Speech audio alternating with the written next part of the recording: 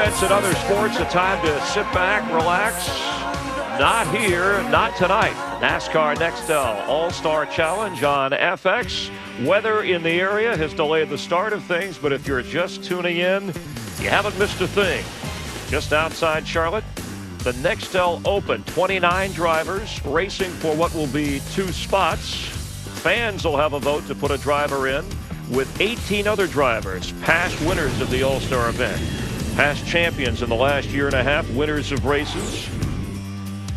90 laps in the Nextel Challenge, 45 miles, 30 laps in the Nextel Open. That's what we're getting to run here with Scott Riggs on the pole. Let's head trackside. Ladies and gentlemen, it's time.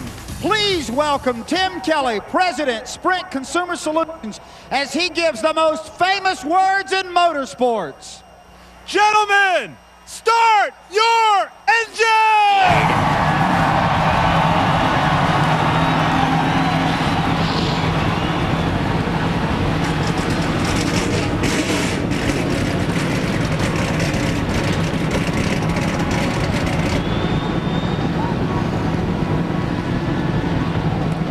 And after a slight delay, getting ready to roll, the drivers and their crews, who will be introduced later on stage here in front of 140,000. These are the rules for tonight. The eligible drivers in the Nextel Open. Elliott Sadler, Jeff Burton among those 2 segments, 30 laps. It goes 20 laps and then 10, the fan vote.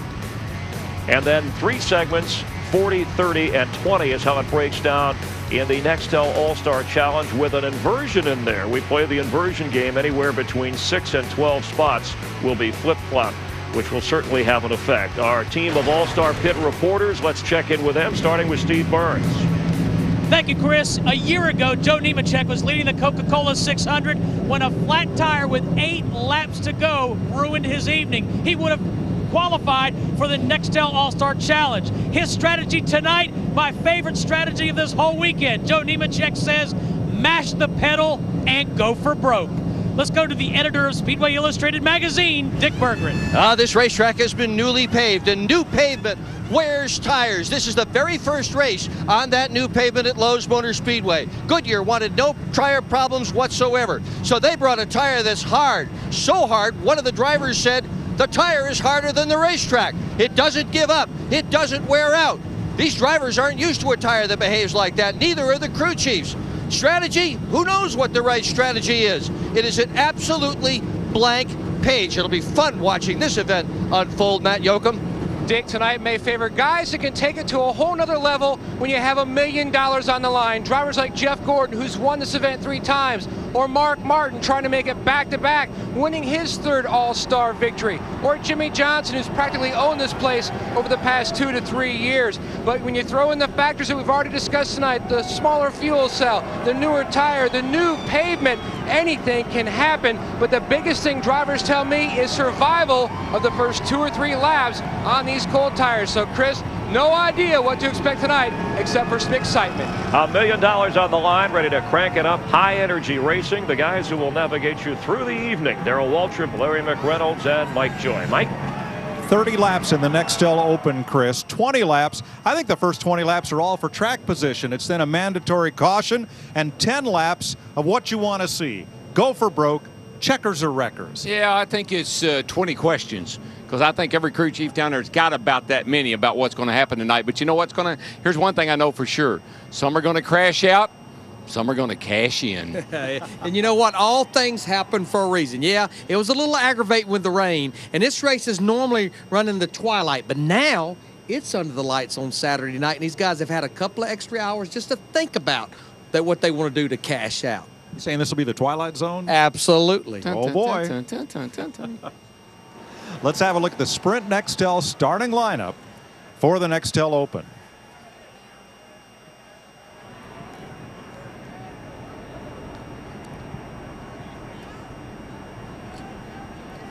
Scott Riggs, the pole sitter, giving Ray Evernham the pole for both races tonight. Joe Gibbs racing the outside of the first 2 rows with Hamlin and Yaley.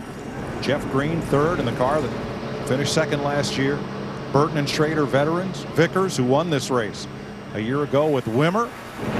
Rookie David Stremme and his teammate Casey Mears in Dodges in row 5. Sterling Marlin, 4-time winner of the Open, and Tony Raines, both in Chevys. Martin Truex, the fan vote last year, and Mercurial Robbie Gordon. Kenny Wallace, longtime fan favorite with rookie Reed Sorensen. There's 9th row Joe Nemechek tonight with Travis Kvapil, both in Chevys. Rookie Clint Boyer, and from 20th, Kyle Petty in a Dodge. Kevin LePage in a Dodge. Stanton Barrett Chevrolet. Then Dave Blaney's Dodge with Hermie Sadler driving a Ford. Chad Chaffin and Mike Wallace back in row number 13. Kirk Shelmerdine in a Chevrolet, and Mike Garvey, who had problems in qualifying, as did Elliott Sadler, who crashed in his qualifying attempt. Now that's the official starting lineup. Sadler's already in the back. He's in a backup car, and so is Kyle Petty. He has to go to the back because of a backup car. The 51 and 49 for adjustments will also start at the rear. And what's interesting about that, you heard Tim Kelly with Sprint Nextel talk about 2 of the top 3 vote getters was Elliott Sadler and Kyle Petty. And remember, even though it's a 30-lap race, to receive that fan vote and move on to the All-Star Challenge, you have to finish on the lead lap. Yeah, and I think it, you know, the thing, my heart goes out to Elliott Sadler. I mean, here's the cat that ran second in the challenge last year. I'm glad you told me that. Nobody remembers who ran second. Well, he ran second last year. If he'd have won the thing, he wouldn't have had to run to be in this open race tonight, but he didn't. He's starting in the back. What's the chances of winning a 30-lap race from the back? It's going to be very tough. I guarantee you. Last time we saw that car, it was hard against the inside of the backstretch wall. And I note that the red M on the taillight panel still looks scared. Yeah, he's drawn He up. knows what happened to his buddy. He's still drawn up. Do you like peanut or do you like crunch? Maybe he'll be smiling at the end of this 30 laps. But Darrell, 30 laps here is only 45 miles. You got such a short time to get there, and he's got a long way to go. I am really, really concerned about the start of these races. That's what I'm concerned about.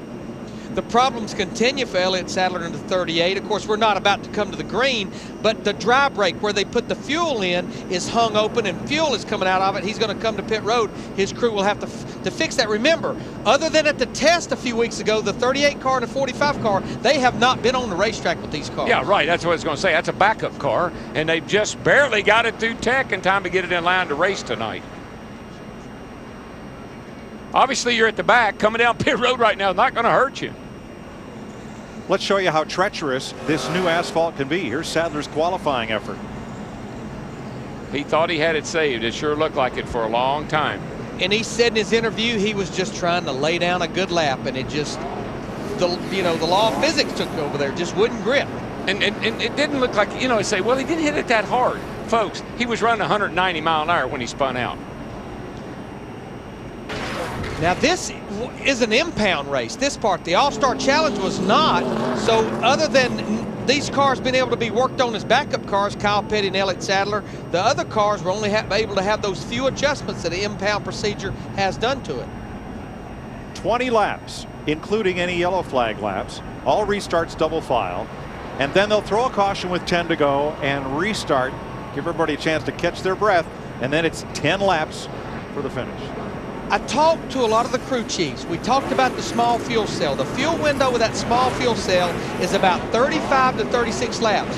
We've run 2 or 3 pace laps here, and as you saw in that final segment, green flag laps only. So if we get a caution there, there's a little bit of nervousness if they don't pit for fuel between those segments that they can go the distance. But for Denny Hamlin's win in the Bud Shootout in February, the front 4 drivers in this race have not won in Nextel Cup. 53 grand for 45 miles. That's not too bad a paycheck just for this little heat race.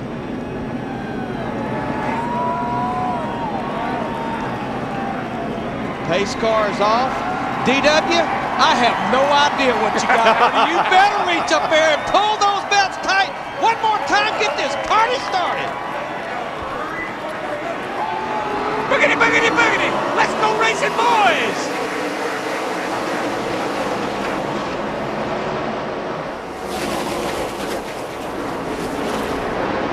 smoke already out of the 21 car, I think it is. I think that might just be a tire rub on Kenny Schrader, the 21. I'm hoping it is. And everybody behind him is too. And someone, Brian Vickers, backing up the inside lane. Well, right here, turn 3 and 4 has been really treacherous. But I'll say this, the truck guys told me that when the sun went down, this track picked up quite a bit of grip. Hamlin leads the first lap. Vickers finds speed. He is okay. The things string out here pretty quickly as a result. Battle for the lead. Riggs wants it. Gets it. See Jeff Green in that 66 car. He's going to take advantage of Denny Hamlin, that 11 car, bobbling down there in 1 and 2 as well. This race owes that 66 car a victory. Regardless of who's driving. Exactly. Yaley on the inside of his teammate Hamlin. Whoa, gets a little loose. Man, I'll say. Drops in line. It's going a whole lot better than I thought it was going to, though, on this green racetrack and these hard tires. And up to 7th. The rambling, gambling man on the move, Robbie Gordon. Boy, is he fun to watch. Started back in 14th. He's picked up half of that distance in just 2 laps in that 7 car. There's his Jim Beam machine. He knows he better go. She's a short race. There's Jeff Burton up on the outside. He was trying that little bit higher line. Don't think. Oh, Casey Mears slams the wall.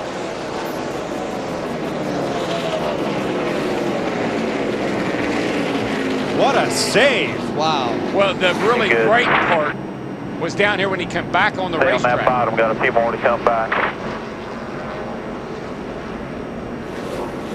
I was nervous when he got in that grass because we know how wet that grass is. I was so right afraid now. he was going to come right back out in front of the other cars, but that's where he did an outstanding job of keeping the car under control. A single car crash that could What have we done there, guys? have taken out half the field. Yeah, I just really Look, leave. 2 cars ahead of David Stremme here. Just gets loose coming off turn 4. We've seen that all weekend long. Turn 4 has been really, really hard on everybody. Cars spun out there all weekend. You see the roof flaps come up. That helps keep that car on the ground right there. And you heard him say, told his crew chief Donnie Wingo, really, really loose. Yeah, right there's where he really did a good job of keeping that thing out of the racetrack.